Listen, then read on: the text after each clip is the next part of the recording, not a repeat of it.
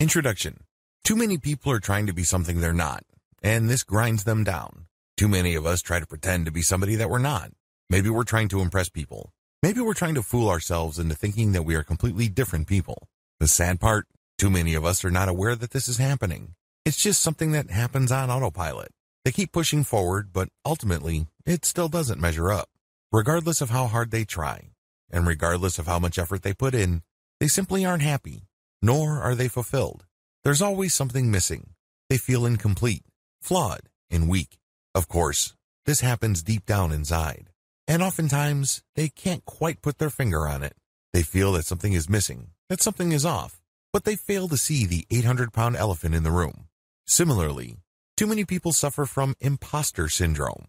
Regardless of the fact they actually know what they're doing and that they are quite competent in certain areas of their life, they still feel that they are giant frauds. They feel that they are in danger of somehow being found out.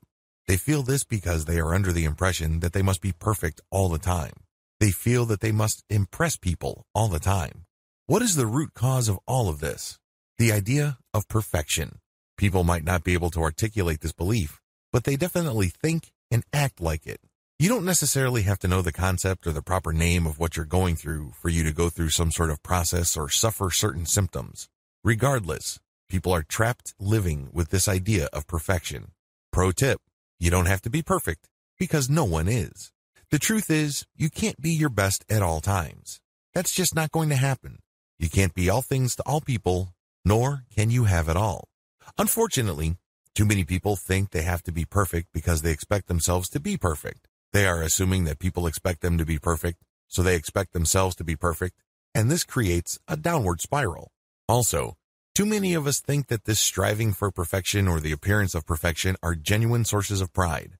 Other people hang on to the emotional albatross of perfectionism because they think others are relying on them to be perfect. They think that other people cannot move on or live full lives until and unless they are perfect. This training teaches you how to get out of the long shadow of wanting to be perfect. Instead, it teaches you to achieve peace within by accepting yourself fully, flaws and all.